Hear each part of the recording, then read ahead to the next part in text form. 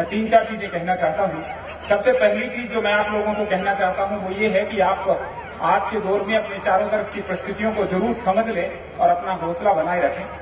दूसरी चीज जो बहुत जरूरी है वो ये है कि आपको आलोचना से नहीं घबराना है, बस विनम्र और संवेदनशील बने रहना है।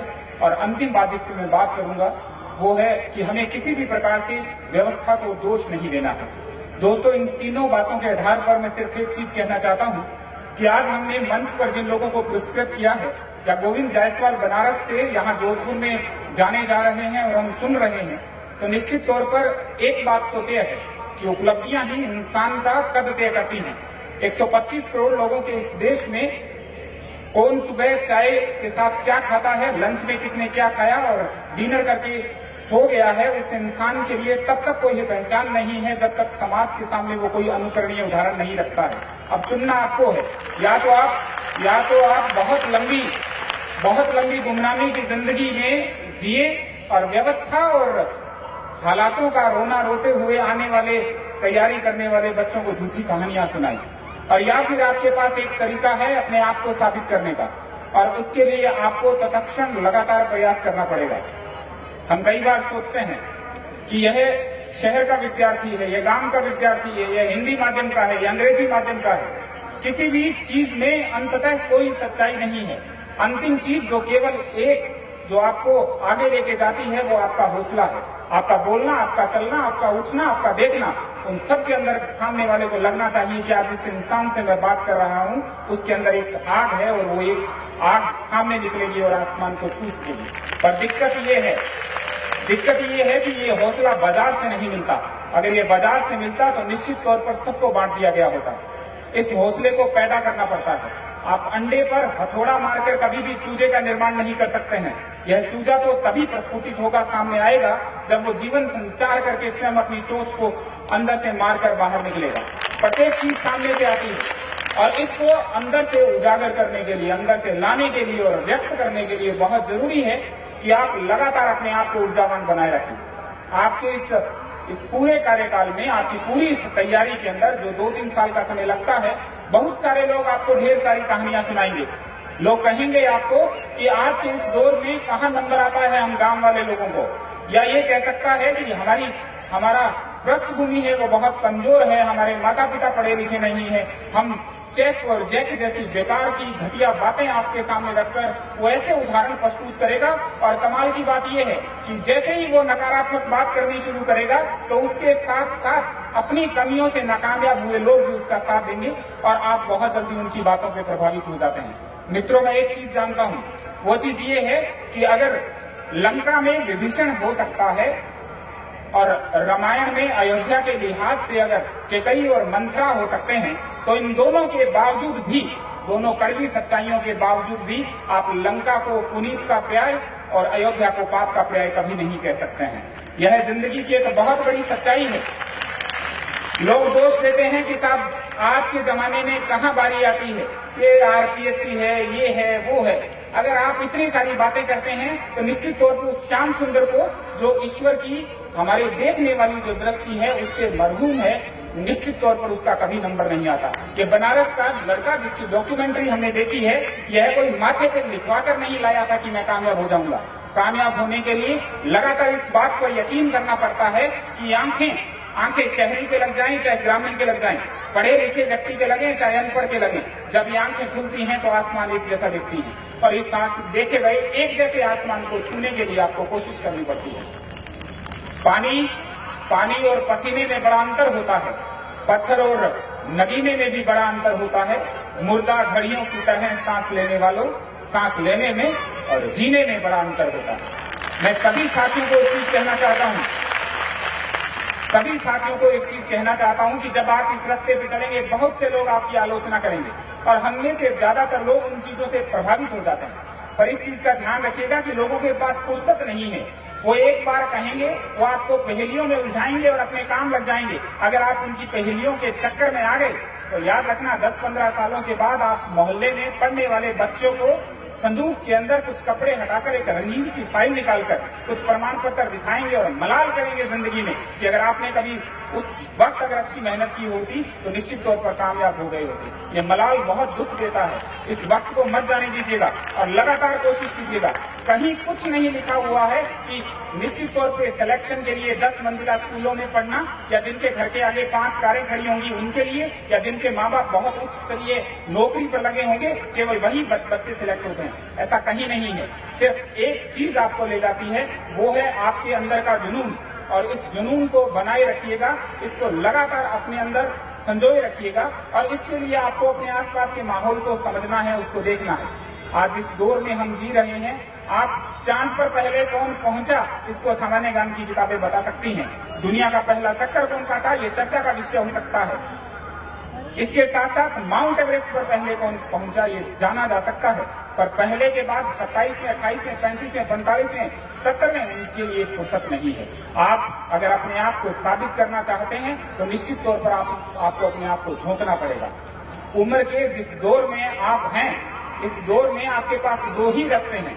या तो यहाँ मुझे बताया गया 17,000 कुर्सियां लगी हैं। इन 17,000 कुर्सियों में पेपर वही है, वही परीक्षा फॉर्म निकलता है, फीस वही ली जाती है, बाजार में मिलने वाली रंगीन चमकदार किताबें वही होती हैं, उनको पढ़ने वाले लोग भी वही होते हैं। पर ऐसा क्यों होता है कि कुछ लोग कामयाब होकर औरों के लिए उदाहरण बन जाते हैं और शेष बचे हुए लोग या तो अगली बार परीक्षा का फॉर्म भरते हैं या झूठी कहानियां बनाकर कुछ और लोगों को जो आगे बढ़ने की तमन्ना रखते हैं उनका पांव नीचे से काट देते हैं। इसलिए आप लगातार प्रयास करें और लगातार प्रयास करने के लिए बहुत ज्यादा इस बात की जरूरत है कि आप जमीन पर रहें।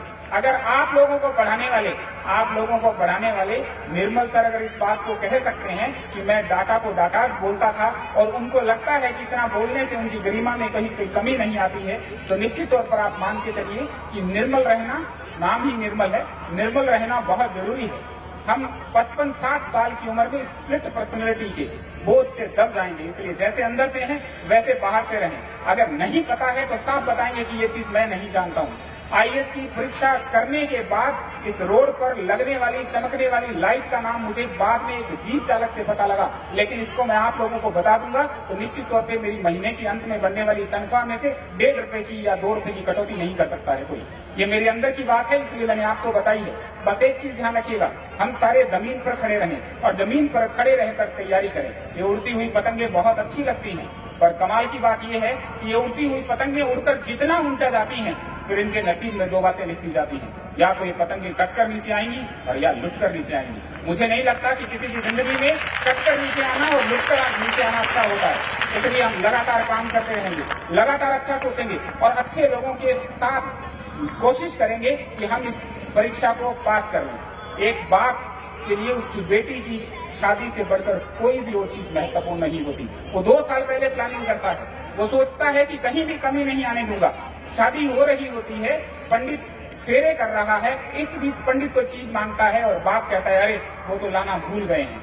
तो इसी बात से आप अंदाजा लगा सकते हैं कि बहुत लंबी चौड़ी प्रक्रियाओं में कहीं कुछ एक तकनीकी खामियां रह सकती हैं, लेकिन उन तकनीकी खामियों को सामने रखकर पूरी व्यवस्था को दोष देने वाले निराशावादी लोगों को सिर्फ एक बात कहूंगा, कम से कम औरों को तो आगे बढ़ने दो, उनको तो आगे आने दीजिए और हर चीज को भाग्य के सारे मत छोड़ दीजिए। हम कमाल के लोग हैं। सामने अगर कोई ट्रक वाला देखता है और साइकिल वाला टकरा रहा है, जैसे ही ट्रक वाला साइकिल वाले से टकराता है हम बिना उसका अंदाज लगाए हुए अंजाम का पता लगाए कह देते हैं मर गया बेचारे की उम्र इतनी थी, किस्मत में लिखा है। और वही ट्रक ऊपर से निकल जाए और वो बच जाए तो हम उसको तुरंत कह देते हैं जाको राके साइया मार सके न कोई। हमने अपने पैमाने खुद बना रखे हैं, हमने पैमाने खुद बना दिए कि असफल हो जाओ तो कह दो हिसाब सबसे सरल काम है, ये ऊपर वाले से तो कोई लड़ नहीं सकता है, सीधा उस पर डालो हिसाब मेरे नसीब में नहीं लिखा है। आसपास वाले लोग भी टिच टिच करके चुप हो जाएंगे। पर मैं आपको बता दूं, जिस समाज में हम जी रहे हैं, सुबह अखबार में जब हम पढ़ते हैं कि 2 बसें टकराई, 56 लोगों की दर्दनाक मौत, एक बार टिच करते हैं और आधे घंटे बाद उसी अखबार पर समोसे रखकर खा जाते हैं। इस कड़वी बात को समझ लीजिए और अगर आपको अपनी जगह बनानी है तो निश्चित तौर पर आपको अपना काम करना पड़ेगा, लगातार आगे बढ़ना पड़ेगा। और इस जिंदगी के अंदर बस एक चीज याद रखिएगा, ए दरिया तेरा बूंद भर भी एहसान नहीं है हम पर, ए दरिया तेरा बूंद भर भी एहसान नहीं है हम पर, हमने जब भी पानी पिया है इन पहाड़ों का सीना चीर कर पानी पिया है। कम से कम आप अच्छा प्रयास करें। आप अच्छा प्रयास करें ताकि आने वाली जो पीढ़ियां हैं, आपके आसपास के बच्चे हैं, वो आगे बढ़ सकें और बहुत आगे तक पहुंच सकें। मैं एक बात संवेदनशीलता की कही थी, बस उसके साथ अपनी बात को खत्म करूंगा कि जब भी बाप अपने बेटे को या बेटी को पहली बार गोद में उठाता है, वो बाप कैसा भी हो, वो सिर्फ एक चीज सोचता है कि मैं मेरे बेटे को, मेरी बेटी को बहुत बड़ी ऊंचाइयां दूंगा। जिंदगी में जिस चीज को मैंने प्राप्त नहीं किया है, वो बेटा मेरे लिए लेकर आएगा। और निश्चित तौर पर संवेदनशीलता के साथ आप अपनों का ख्याल करते हुए जब लगातार लगे रहेंगे तो बहुत आगे जा सकते हैं। बस अपनी जिंदगी में कामयाबी का पैमाना एक रखना, कामयाबी का पैमाना दोस्तों एक रखना कि जब हमारे अपने जीवन की इस प्रक्रिया में अंतिम सांसों पर हो, तो वो किसी देवता से इस बात की उम्मीद ना करें कि हे ईश्वर अगले जन्म में अंबानी जितना पैसा देना। बस वो एक ही दुआ करें कि हे भगवान, अगर अगले जन्म में बेटा दे या बेटी दे तो ऐसी देना जैसी इस जन्म में दी है। ये आपका सच्चा मूल्यांकन होगा। और इस मूल्यांकन के साथ एक ही चीज कहूंगा कि अच्छा सोचिए। आपको बहुत लोग रोकेंगे, बहुत लोग परेशान करेंगे, ढेर सारी बातें कहेंगे। वो आपको अखबार में छपी हुई खबर बताएंगे, वो आपको कोई स्टिंग ऑपरेशन बताएंगे, वो आपको ढेर सारी किसी हमारी प्रशासनिक और सरकारी मशीनरी की कमियां बताएंगे। पर एक बात ध्यान रखिएगा, जिस वक्त वो कमियां बता रहे होते हैं, उसी मशीनरी से बिना किसी को जानने वाला गांव का एक बच्चा मोहल्ले में इस बात की मिठाई बांट रहा होता है कि मैंने मेरे पसीने के दम पर ही नौकरी पाई है। कम से कम उसके पसीने पे लांछन नहीं लगाइए और खूब आगे बढ़िए। सब चीजें आपके पक्ष में आएंगी, सब चीजें आपके लिए हैं। मेरी तरफ से शुभकामनाएं।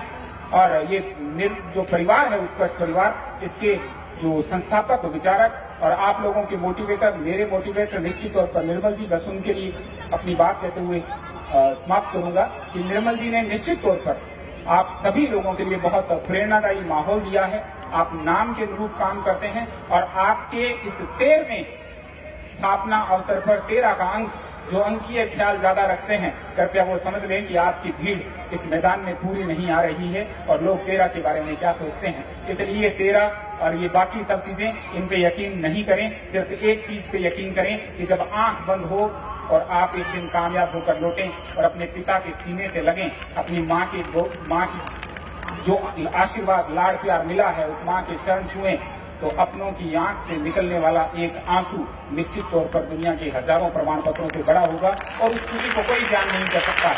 वहां तक पहुंचिए।